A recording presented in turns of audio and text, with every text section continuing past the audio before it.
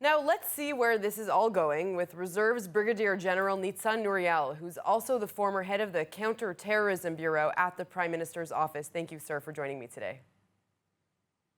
Thank you.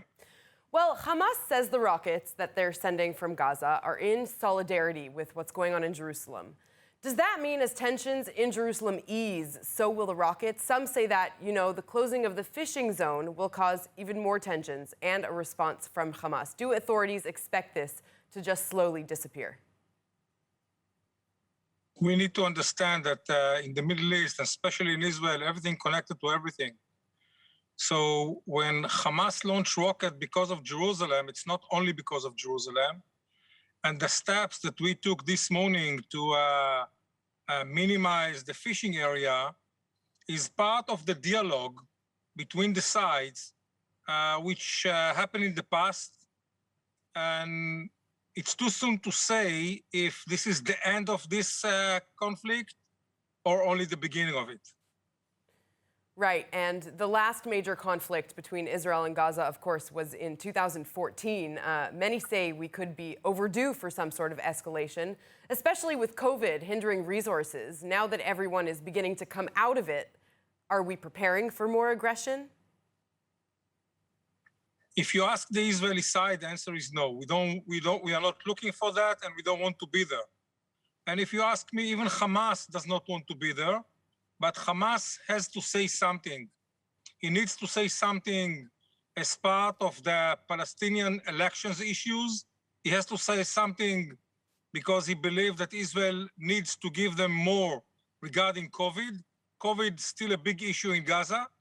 And he needs to say something inside Gaza to the people who are trying to challenge Hamas.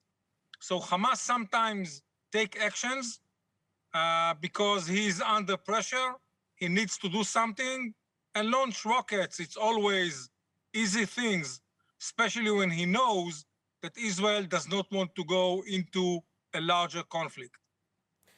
Well, according to the IDF, Hamas has actually improved its rocket precision. They had a military exercise over the weekend where we got to see some of their military technology. Will that affect Israel's missile defense capability against the group in Gaza? The answer is yes. It's like never or ongoing competition between those who are launching rockets and those who are protecting the state of Israel from rockets. They improve themselves, we improve ourselves, and it is kind of never-ending story. They will have better warheads, and we have to find better detections, and so far and so on. And I believe that the last word still in front of us. Can you possibly be a bit more specific in terms of the missile technology that we've been seeing and hearing about in Gaza? What are we looking at exactly? Without touching the specific numbers, I can tell you that the progress we saw along the years is the size of the salvo. If in the past the salvo was made by 1 or 2 rockets, now they are trying to reach 12 or sometimes 14 rockets at the same time, which is basically a challenge for the system.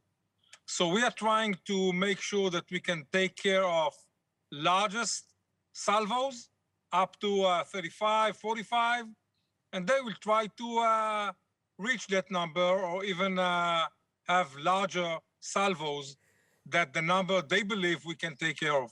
Right. All right. We will, of course, continue to follow all these developments. Sir, thank you very much for joining us today on our program. Thank you very much.